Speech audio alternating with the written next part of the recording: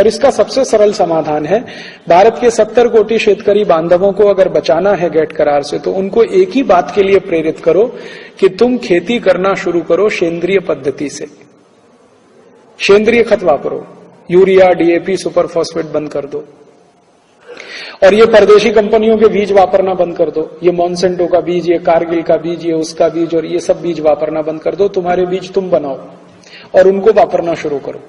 तुम्हारी खाद तुम बनाओ, उस खाद को वापरो।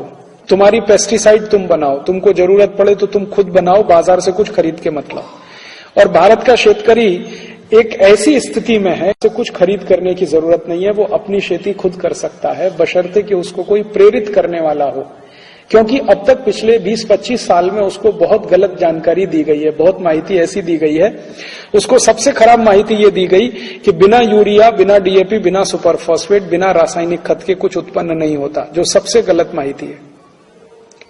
उत्पन्न होने में यूरिया, डीएपी, सुपर फॉस्फेट का कोई हिस्सा नहीं होता, कोई योगदान नहीं होता। मैं आपको इसका सबसे बड़ा फ्रॉड बताता हूं, ये यूरिया, डीएपी, सुपर फॉस्फेट का कितना बड़ा फ्रॉड है। और यहां कोई एग्रीकल्चरल साइंटिस्ट होगा तो वो तुरंत समझ जाएगा। फ्रॉड ये है कि यूरिया, डीएपी, सुपर फॉस्फेट जितना भी डाला जाता है, उसका 1% भी काम में नहीं आता। 1%, 1% भी काम में नहीं आता। 99% यूजलेस जाता है। कैसे जाता मैं समझाता हूं आप। जब भी हम बीज डालते हैं खेत में, तो बीज में अंकुरण होता है। अंकुरण धीरे धीरे पौधा बनता है, पौधा बड़ा होता है, बड़ा होता है, बड़ा होता है। आप अगर ध्यान से इस विषय को देखें और समझें, तो होता यह है कि पौधा जब अंकुरित होता है, और अंकुरित होने से 20-25 दिन के अंदर उसकी कैनोपी आ जाती है। कैनोपी मीन्स उसके पत्ते आ जाते हैं। अब जैसे ये पत्ते आ जाते हैं, तो पौधा जमीन से भोजन लेना बंद कर देता है।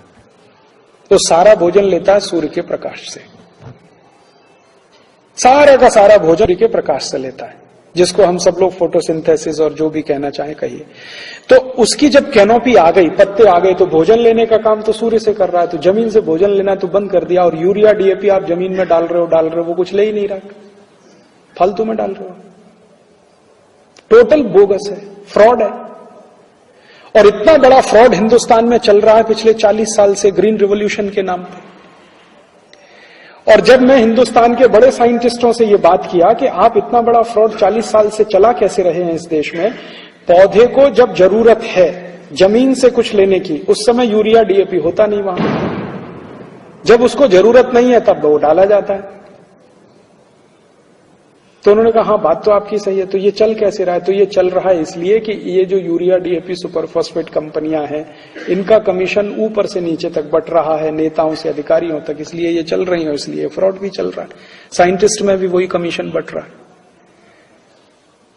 हिंदुस्तान को छोड़कर दुनिया के सभी देश के वैज्ञानिकों ने यह सिद्ध कर दिया है कि जितना यूरिया, डीएपी, सुपर फॉस्फेट जमीन में डाला जाता है, वो 99% वेस्ट चला जाता है और मिट्टी को ही खराब करता है। वो अल्टीमेटली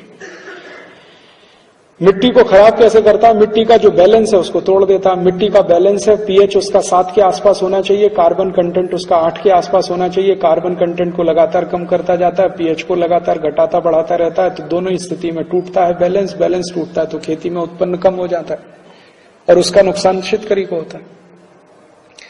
तो यूरिया, डीएपी का इतना बड़ा फ्रॉड, और उससे भी बड़ा फ्रॉड पेस्टिसाइड का। ये जो पेस्टिसाइड और इंसेक्टिसाइड है, ये इससे भी बड़ा फ्रॉड है। एंडोसल्फान डालो, मेलाथियान डालो, पैराथियान डालो, बेंजीन हेक्साक्लोराइड डालो, ये डालो, वो डालो। भाई क्यों डालो? तो कहते हैं जी कीट आया है। अच्छा कीट आया है तो ठीक है, किसी ने उसको बुलाया है तब आया, ऐसी तो नहीं आया। कीट आया है आपकी फसल पे, आपकी फसल को चौपट कर रहा है, तो किसी ने उसको बुलाया, या तो उसके लिए कंडीशन तैयार की है तो वो आया, अदरवाइज कैसे आता? आपके शरीर में कोई वायरस या विषाणु कैसे घुस जाता है? अनुकूल कंडीशन है तो घुस जाता है, अगर प्रतिकूल कंडीशन है घुस के दिखा दे कोई वायरस आपके शरीर में। इसको ऐसे समझने की कोशिश करिए, कोई एक डॉक्टर है, सवेरे से शाम तक 50 मरीजों के पास बैठता है, उनके श्वास से निकली हुई दुर्गंध को भी सूंघता है, लेकिन हर डॉक्टर को तो ट्यूबरकुलोसिस नहीं हो जाता। होता है क्या? ट्यूबरकुलोसिस का इलाज करने वाले किसी भी डॉक्टर को ट्यूबरकुलोसिस नहीं हो जाता। क्यों? उसका अपना इंटरनल बॉडी रेजिस्टेंस या इंटरनल सिस्टम ऐसा है जो आसानी से बाहर के वायरस, बैक्टीरिया से लड़ सकता है। ठीक है, आसानी से तो नहीं जाता, आसानी से प्रवेश भी नहीं करता और वो फल भी नहीं दे पाता। इसी तरह से भूमि के साथ होता है। भूमि के साथ भी यही होता है कि आसानी से कोई भी वायरस और बैक्टीरिया आके किसी फसल को चौपट कर दे, ये तो तभी संभव है जब वहां पर उसके लिए कंड्यूसिव कंडीशन हो, माने उसको अपना काम करने के लिए अनुकूल वातावरण मिले, अन्यथा तो ये संभव नहीं है। और वो अनुकूल वातावरण कौन पैदा कराता है? ये यूरिया, डीएपी, सुपर फॉस्फेट। दुनिया के सभी वैज्ञानिकों ने यह प्रयोग करके देख लिया है कि जो भूमि में यूरिया, डीएपी सबसे ज्यादा डाला जाता है, उसी भूमि पे सबसे ज्यादा वायरल इन्फेक्शन होता है, बैक्टीरियल अटैक होता है, उसी में सबसे ज्यादा जंतु आते हैं, कीट आते हैं। तो वहीं आपको पेस्टिसाइड ज्यादा चाहिए। अब इसका सरल उपाय है कि यूरिया, डीएपी, सुपर फॉस्फेट डालना बंद कर दो, आपको जंतुनाशक की भी जरूरत नहीं है, कीटनाशक की भी जरूरत नहीं है।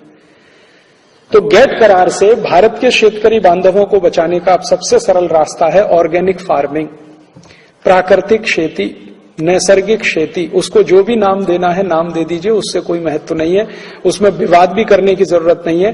बिना रसायन की खेती, माने urea, DAP, super phosphate, endosulfan, malathion, parathion के बिना खेती करना इस देश का किसान जब शुरू कर देगा तो गेट करार की एक भी शर्त उसके ऊपर लागू नहीं होती।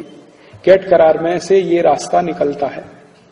अर्थात हम हिंदुस्तान के लोग आप सबके साथ मिलकर अगर एक अभियान पूरे देश में चलाएं, शेतकरी बांधवों के लिए नैसर्गिक खेती करो, ऑर्गेनिक फार्मिंग करो, प्राकृतिक खेती करो, सेंद्रीय खेती करो, ये ज्यादा से ज्यादा अभियान चलाया जाए तो गेट करार से आप 70 कोटि शेतकरी को बचा लेंगे और हिंदुस्तान को भी बचा लेंगे। क्योंकि हिंदुस्तान की माटी में ये तासीर है कि हम सेंद्रीय खेती कर सकते हैं, यूरोपियन लोग नहीं कर सकते, क्योंकि यूरोप की माटी वैसी नहीं है सेंद्रीय खेती करने लायक। सेंद्रीय खेती होने के लिए माटी की सबसे बड़ी विशेषता उसको सॉफ्ट होना चाहिए। यूरोप की माटी बहुत कड़क है, भारत की माटी बहुत सॉफ्ट है। भारत में संभव है, यूरोप में संभव नहीं है, इसलिए ये हमारे यहां संभव है। और सेंद्रीय खेती उसी देश में संभव है जहां सूर्य का प्रकाश बराबर मिलता रहे। यूरोप को 8 महीने सूर्य का प्रकाश नहीं मिलता, हमको 12 महीने सूर्य का प्रकाश मिलता है। 24 घंटे चाहे तो सूर्य के प्रकाश का हम उपयोग कर सकते हैं।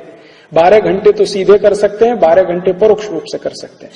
तो सूर्य का प्रकाश हमें हमेशा उपलब्ध है। बायोडायवर्सिटी हमारे पास अद्भुत किस्म की है, मिट्टी सबसे सुंदर दुनिया की हमारे पास है, हमारे पास पानी की भी व्यवस्था ठीक ठाक है। बस हमारे शेतकरी बांधव का मानस बदलने की जरूरत है, मन बदलने की जरूरत है, और वो सेंद्रीय खेती की तरफ आ जाए, ऑर्गेनिक फार्मिंग की तरफ आ जाए तो गेट करार से बचने का रास्ता है।